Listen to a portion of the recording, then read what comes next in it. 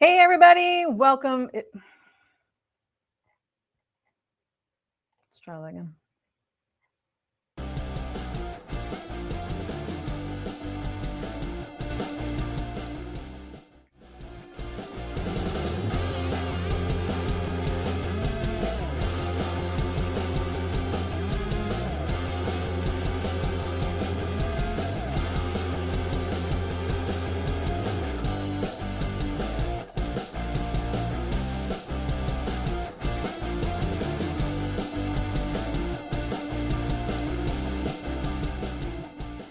Hey there, Regina Andler here, and it is time for Tips and Tricks Tuesday. This week, we are talking about setting boundaries before the work starts. So think about this for a minute. Most business owners don't set really good boundaries because they don't think about it. It's not because they don't want to, they just don't think about it.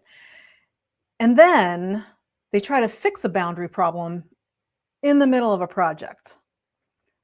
So that is what we want to talk about today. We want to talk about some ways to make it so that you have boundaries set so that both you and your client knows exactly what's what, and there's no confusion as to what's going on. Because if it's not written down and it's not basically explained, then it's completely negotiable, and chances are pretty good your client's going to get their way because you didn't set the boundary, right? So there's 3 things that you can put into place in about 10 minutes, and that's what we're going to talk about. Let me paint you a picture. Tell me if this sounds familiar. You're 3 weeks into a project. Things are going great, and your client sends you a message asking for one more thing. It's not in the agreement, and you both know it's not in the agreement, but you say yes anyways because you like them, because you don't want to seem difficult. You want to help them out. You want to provide some value. And it's easier than telling them no. I'm guessing this may have happened to you in the past if you've been doing any coaching or consulting for any amount of time. So here's what I want you to hear. The conversation is not hard because your client is difficult. Your client isn't difficult. They just asked a question. The conversation is hard because you were having it too late. You didn't tell them ahead of time what's included, what's not included. And that's the key. So when you are building an agreement, when you're building an offer stack, when you're building the information on what somebody gets when they sign up for your program, most of the time we put in everything that's included. The problem is we don't put in what's not included. And especially if it's a project. So say you're working on a specific project for someone, you want to tell them what's not included. And then if it is an offer or a service, again, what's included and what's not included, so it's crystal clear. You know, almost everybody makes this mistake. You know, they do a proposal, they'll do a package, they'll do a client onboarding, and they tell them everything that's included. And you feel like, that's good, I got everything down. But look at it from their side of things. They read the list of what's included, and that's fine, but maybe they're thinking of something that you haven't mentioned. And if you haven't mentioned it and you haven't said it's not included, it's basically negotiable at that point. And people will always assume that it's in their own favor to have it done, even though you're like, well, that wasn't really included in what we were talking about here. So you have to write that other list too. You have to write the list of what's not included as much as you have to write the list of what is included. You know, and understand that writing the list of what's not included is not a negative. It's literally setting the boundaries. And then that way you can still negotiate. So say they want something that wasn't included, and you're like, you know what? I have a couple extra hours this week, And because this project is going so quick and we've been making such good time, I will throw that in for you. You can say that all you want. Just make sure that they understand that it's something that wasn't included and they know you're doing it for them and that it's not setting a precedence that they can just keep asking for stuff. You don't want to set this precedence that, hey, if I ask for it, she'll just give it to me. You don't want to do that either. So, and we're not talking about, you don't need a legal document or anything like this. You just need information that includes what's included and what's not included. That's pretty much it. That's the whole thing. Now, when you set your response time, if you say, "Ooh, I respond really quickly to texts and messages." Well, what's really quickly? Is that immediately? Is that 5 minutes, 10 minutes? Is it 24 hours? Is it within the next week? What you think and what they think might be two completely different things. So if you say that, you're going to answer a text at 8:30 on a Tuesday night, then that's the boundary you set. However, if you say, you know what, I don't work after 5 p.m. so I can spend quality time with my family, then you need to let them know that anything that comes in after 5 p.m. will get answered the next morning. That needs to be spelled out. It's not a bad thing. It just means that, hey, I have my boundaries. I have my work boundaries. I have my personal boundaries. And it is what it is, right? So you don't want to get annoyed at your clients because they're messaging you all the time if you told them that, if you did not tell them that they couldn't. For my VIP clients, I tell them, text me anytime. I tell them after 5 p.m., I can't guarantee I'm going to answer right away or, until the next day, depending on what's going on. But if I'm there, I tell them, you want me on a weekend? If you need something, you're working on something, then you let me know and I will get back to you as soon as possible. That might be immediately. That might be in an hour. It might be the next day. So I set those boundaries with my people because that's the way I'm okay working with them.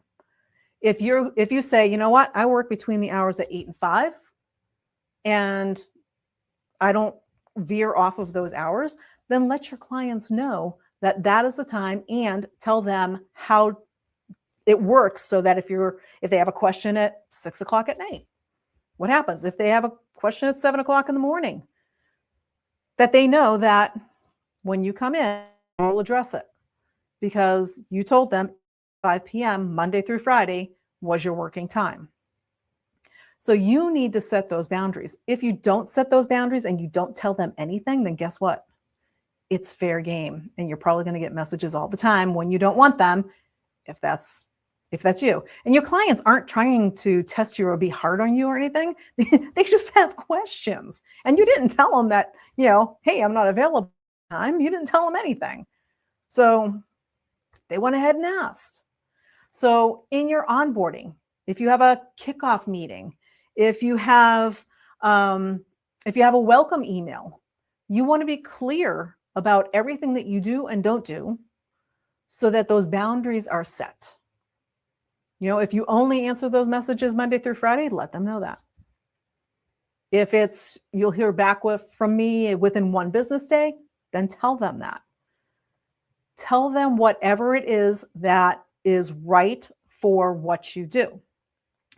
And here's the hard part. You have to actually hold to it.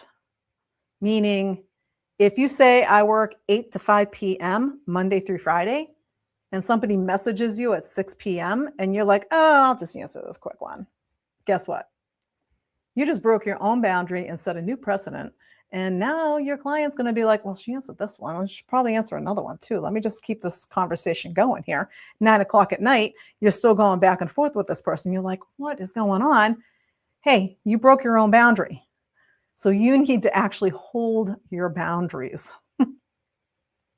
And then lastly, think about what it is that you're doing for your clients. If you have projects that you're working for your clients, there's this thing in project management we call scope creep. And scope creep, it literally is what it sounds like. It's like the scope is here, and then it starts creeping out and out and out and out. And it's a very normal thing. Hence, it's been given a name, right? Scope creep is a normal thing. If you're working on a project, you need to be clear about the boundaries there. If the scope is something very hard and fast, and this is the project, this is what we're doing, here's everything that's included with this project, here's what's not included with the project. If it starts creeping, you need to know how to handle that. And it could be, hey, you know what, that's going to add another 2 weeks to the project, which is going to add additional cost. If that's all written up in advance, then it's really super easy to hold the boundaries. It's not a hard thing to have a boundary set when you're clear on what those boundaries are to them. So both parties, you know, they know, there's no guessing of what's going on. So the request to add something else in, maybe it's a feature or something like that. Maybe you're working on somebody's website. Maybe you're working on somebody's social media content and they're like, well, for this week, can you just do some reels for me too, instead of just the posts? And you're like, okay, well, that isn't in our scope of agreement. And that actually may incur additional cost because it incurs additional time. Honor yourself, hold to your boundaries. You know, you can appreciate the request because it's a good sign that, you know, they want more and need more. But then you can redirect it gently to the fact that, you know, it's outside the scope, and then price it accordingly. Or, you know, you can, maybe if it's one little thing, you can add something in. It's entirely up to you how you do this. Just remember, if you break your own boundaries, you have now set a new precedence. And now they will come back, not trying to be irritating or take advantage of you, but they're going to ask you more and more and more because you're allowing it. You're not holding them to the boundary. So nobody's ever offended when you hold them to the boundary if they know what the boundary is. It's only when they don't know that, oh, I didn't know that that was a boundary. I didn't know that wasn't part of the scope. I didn't know that wasn't part of the offer. If they don't know that, again, it's open to interpretation. So the clearer you can be on what it is that you're putting out there, the better it will be for you when it comes to setting those boundaries. You know, if it's, you know, revisions to something, you know, you might say, well, you know, the project includes 2 revisions, and all of a sudden you have 3 revisions. Well, if it's because of something that new that they wanted to add in that wasn't part of the original scope, well, that's outside of the original scope. That's going to incur an additional cost. And you need to let them know that. And they should be okay with that because they knew upfront what the boundaries were and what was included. It's super simple if you put all the stuff in place at the beginning. So there's 3 things to add to your onboarding this week, if you haven't already. Number 1 is the short list of what is not included. So what is included and what's not included.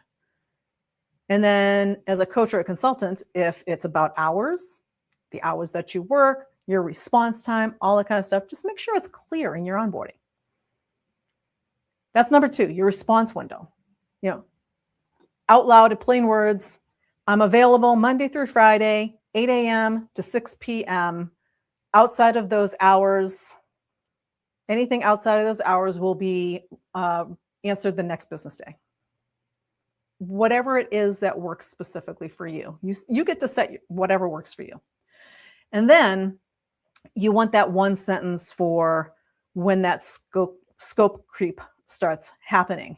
So if it's a project, if it's something that you're working on, like a website, or maybe you're working on a marketing campaign for somebody or something like that, if there's some creep in that scope, then you want to make sure it's clear what happens when that happens.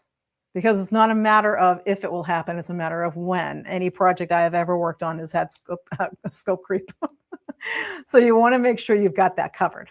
That will save you months of frustration and stress and saying, oh my gosh, I hate working with this client. They just keep asking for more. They keep taking advantage of me. You're not being taken advantage of. If you ever feel like you've been taken advantage of, check your boundaries. They aren't taking advantage of you. They're asking you for more and more and more because you keep giving them more and more and more because you're the one not setting the boundaries. So that's why I want to be really clear, because boundaries are huge. Boundaries are the things that keep you from burning out, keep you from getting overwhelmed, keep you from pulling your hair out saying, I don't know if I can handle this client anymore. It's not them, it's you and your boundaries. When you're clear up front with your boundaries, it's a much better relationship with your client. It's much clearer on your offers, on your informations, on your landing pages. It is so much clearer. So what I really want you to do is answer this question. Of those three things, a short list of what's not included, your response window, and what to do when scope creep starts happening. Do you have one or any of those built into your current offer, your current onboarding, or your setup now? If not, it's time to actually take a look at them and see where you can improve. So that's what I've got for you this week. If you have any questions about boundaries or how to set them, or you're nervous about setting them, feel free to message me below. I am happy to help you out to get your boundaries in place to keep you moving forward. That's what I've got for you this week. We'll see you next time. Bye for now.